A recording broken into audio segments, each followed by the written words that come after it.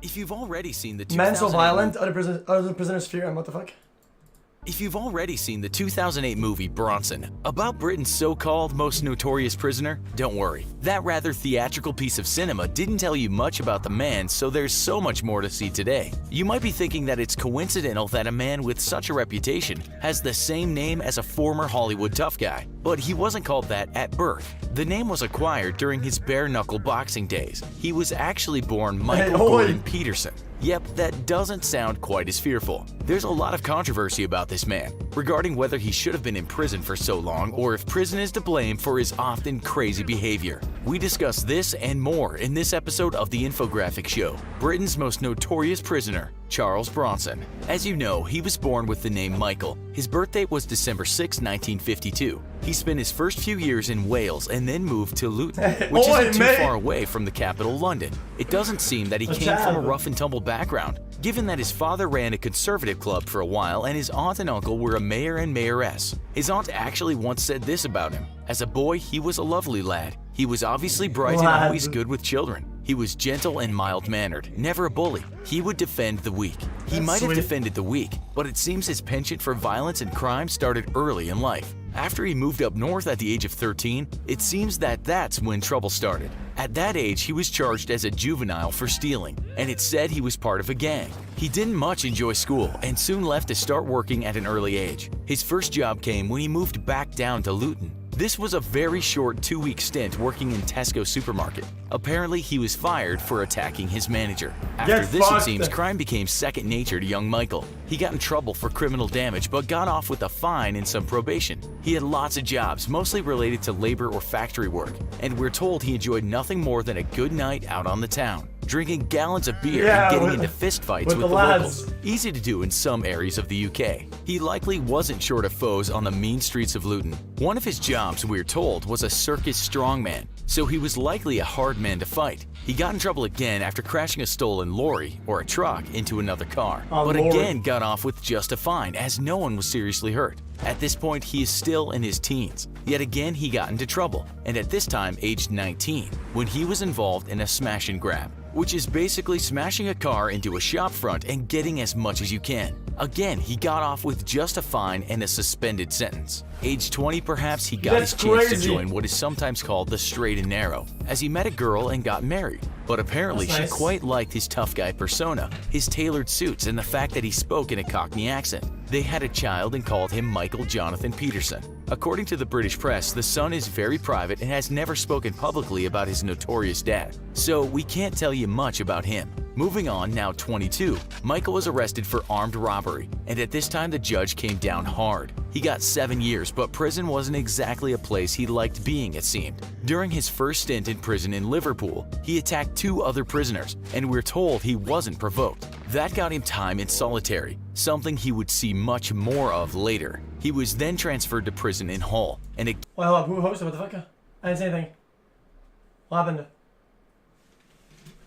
again had issues with guards and prisoners. They gave him sedatives to calm him down, which apparently made him very ill. He also spent more time in isolation. He was said to be a very difficult prisoner. On one occasion, he was out of solitary, he attacked a prisoner with a glass jug, and he was convicted of unlawful wounding. Yet again, he was moved, this time to the tough Armley jail in Leeds, a foreboding-looking place if you've ever seen one. So there he was, now serving time in what looks like a medieval castle. Even in 2018, the place is said to be the place with the highest rate of people taking their own lives. And in the press right now, it's said it's still very much an unsafe place for both prisoners and staff. Back in the 70s, it can't have been a holiday. But it seems he was too much for Armley, and he kept moving between a number of prisons, sometimes chained to the floor of the vans he traveled in. It's said if not in solitary, he would attack prisoners and guards. It's also said he incurred numerous vicious beatings from the guards after an attack. You might have seen that in the movie, which depicts these guards having to tackle him in numbers. During one time in solitary while recovering from a beating, yo, why don't they just put him in solitary and never get him out? Like, just like put him there and just fuck it, dude. Fuck he got divorced. We imagine this might have been a low point, but it's said that one thing that kept him going was his solitary workout routine, keeping him healthy and fearsome. His Oh, hell book, yeah. Solitary Fitness, which he wrote after many years inside, has sold millions of copies. Reviews are actually very positive, although people talk about how strange the book can get at times. Profits from the book, says the media, go to children's charities. The British press tells us that his strength was quite unbelievable. He once bent the cell bars with his own hands, and it's said he holds 6 world records for strength and fitness. Another unofficial record he has set is the most prison rooftop protests by any British inmates. But right now, we're still in the 70s and a long way from fame or infamy. While in prison in London, he tried to poison an inmate, and it seems that was the straw that broke the camel's back. Enough with prison, he was transferred to a psychiatric facility. But guess who he met there? 2 of Britain's most ruthless gangsters, the Kray twins. He called them the best 2 guys I ever met. That friendship didn't last long though, as he was moved back to prison. What followed was more solitary, escape attempts, attacks on prisoners that ended with lifelong scars, more attacks, and finally, when the authorities were sick and tired, he was sectioned under the Mental Health Act. He was no longer just a criminal, but mentally ill. In 1978, he was again in another special facility, but it seems he didn't much like being forced to take medication, and wasn't keen on the fact that he was surrounded by some of Britain's most disturbed people. Men who would never leave the facility because they had done things to people we will not talk about. Yep, he didn't like some of these terrible men, and at one point was said to be about 5 seconds away from killing a fellow patient or prisoner who had taken the life of an innocent child. In his own words, describing the people around him at the facility, I witnessed them running into walls, using their heads as rams. I've seen them fall unconscious doing this. There was one who just kept trying to eat himself, biting his arms, legs, and feet. He tried to kill another prisoner, and then in 1982, when still in the notorious Broadmoor, he led a rooftop protest that lasted 3 days and caused around $300,000 worth of damage. Now you can see why this guy became well known as a hard-to-deal-with prisoner. But there was a lot more to come. He hadn't even started. He led 2 more rooftop protests and also went on a hunger strike, but in some ways he found solace in writing poems, sketching, and creating cartoon strips. He even won awards for his work. It didn't stop him being violent though, just settled him down from time to time. Psychiatrists couldn't figure him out, and even though he was in a mental facility, he was never properly diagnosed. He once said, "Asylums are crazy places with crazy rules. If you're not mad when you arrive, you are when you leave." Again, he was moved from facility to prison, stabbing inmates, hitting others. More rooftop protests, more isolation, more beatings from the guards, more medicine, and perhaps his piece de resistance, he once strangled a prison governor. After that, he was not allowed out of isolation until he finished his sentence. He got out of prison in 1987 and almost immediately turned to crime. Although his first offense was quite comical, he bought a water pistol and modified it a bit, after which he forced a man at Water Pistol Point to drive him to Luton, his favorite spot. There, he started bare-knuckle fighting and earned the nickname Charles Bronson. He actually legally changed his name to this. Was this the start of a life on the outside? Not a chance. It's written that he would fight anyone and even challenged the king of bare-knuckle fighting, Lenny McLean. It seems Lenny wanted no part of him, or at least when he agreed to fight, it was too late as Bronson was back in prison. In another fight, he was challenged to go against a large Rottweiler. He killed it and said later in life that he really regretted that. It was cash in hand though. He was only out of prison months and was back inside again for armed robbery. We won't go into details, but he fought again, attacked prisoners, guards, and had more time in solitary, was moved and moved and moved, and occasionally tried to start riots. In 1989, he was attacked himself, stabbed in the back several times, but he recovered. He wouldn't tell the police anything about his attackers.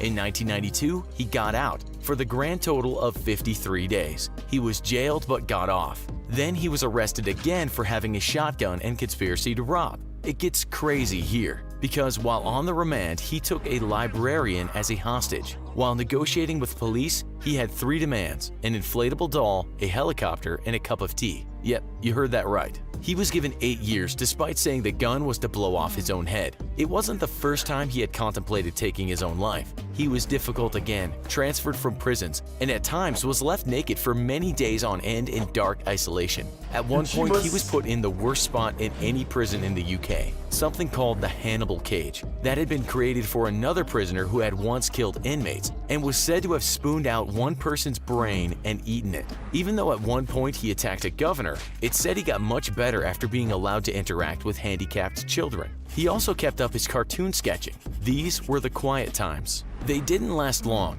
He endured more Guys, why would they let him interact with small, disabled children if he got translated like 1 billion times?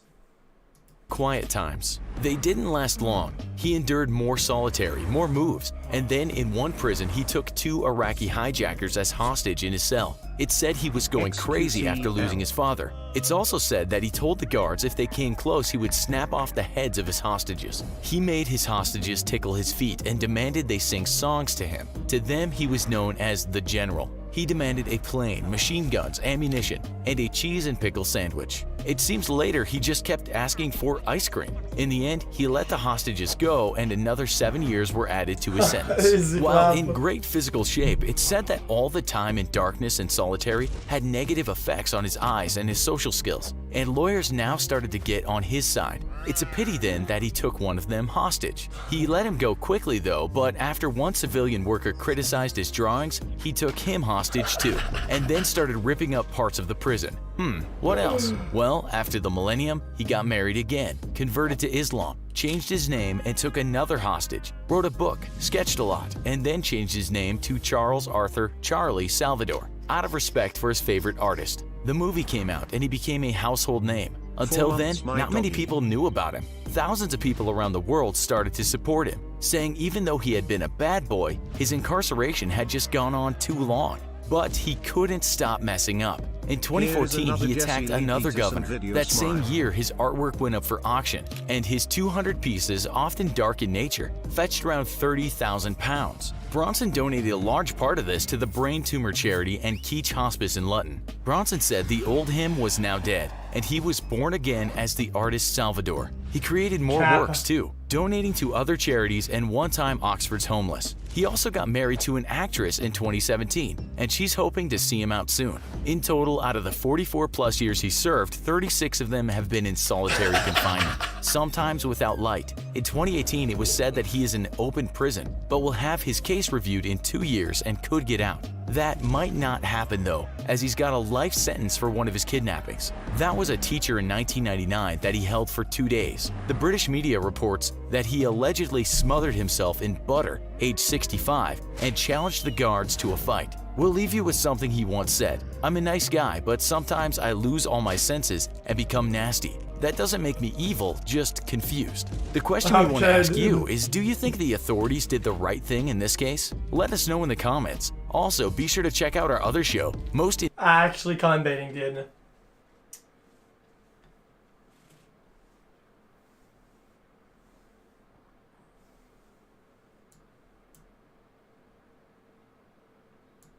He only regrets the dog. I like him, this guy says.